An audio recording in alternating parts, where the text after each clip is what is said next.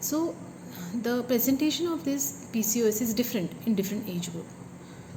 So girls, how to treat this PCOS in different age group?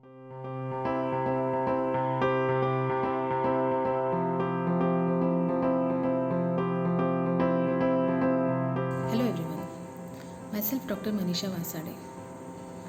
Today I am going to speak about polycystic ovarian syndrome, PCOS. PCOS is a complex heterogeneous disorder characterized by irregular menses, hyperandrogenism, and polycystic ovaries. About 26% of women of reproductive age group are affected with PCOS today. The presentation of this PCOS is different in different age group. Like pubertal girls may have signs of they may have irregular menses, they may have scanty menses, or they may have menorrhagia, or at times they may have amenorrhea for months together. As a married woman, as she gets married, then she may face with problems of infertility, irregular menses, amenorrhea without having pregnancy, or she may develop obesity and then hyperlipidemia, insulin resistance. Such problems she may face. As the age advances, the patient may have signs of they may develop hypertension, diabetes mellitus, obesity, hyperlipidemia, cardiac problems. So the presentation of this PCOS is different in different age group. So girls, how to treat this PCOS in different age group? At puberty, when the main aim is to regularize her menses. So your doctor may prescribe you with OC pills so that she may get regular menstruation and she may menstruate regularly. A married woman, the doctor may prescribe her, she may be keen to conceive, so her doctor may prescribe her with ovulation induction drugs. If she is having insulin resistance, then insulin sensitizing drugs may be given to her, and the aim is to get her fertile and get her pregnancy. And if she presents in later age, then whatever problem she has due to this PCOS, then she may be treated accordingly. So girls, it's a global problem, PCOS, and it's a lifestyle disease.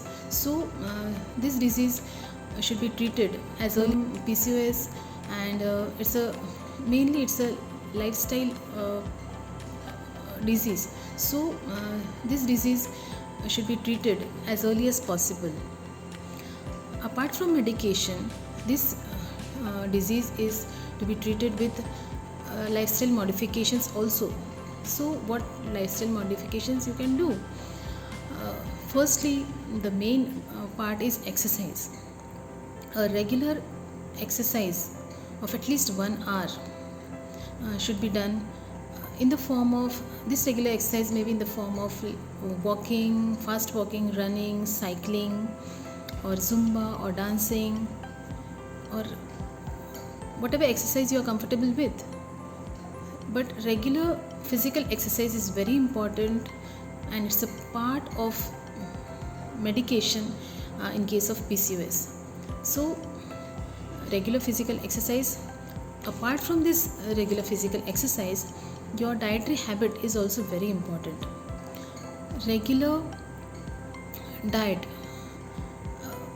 and timely diet, like you should have your breakfast, your lunch, your dinner at proper time. You should take food which is home cooked, fresh food. Avoid eating those pizzas and burgers regularly from outside. Eat your homemade food which is fresh and healthy. Add vegetables in your diet, add fruits in your diet, so that you may get all those antioxidants and insulin sensitizers naturally from food itself. So proper diet is also very important as a part of medication of this PCOS. Apart from this, your sleeping habit, you should take adequate rest. Late night sleeping, late morning waking up is very bad for your health regarding PCOS and other health issues also. So previously what we used to say, like early to bed and early to rise makes a man healthy, wealthy and wise. That proverb is applicable to this PCOS. So girls, my sincere request to all of you is to apply this lifestyle modification in your life so that you may live a PCOS free life. Thank you.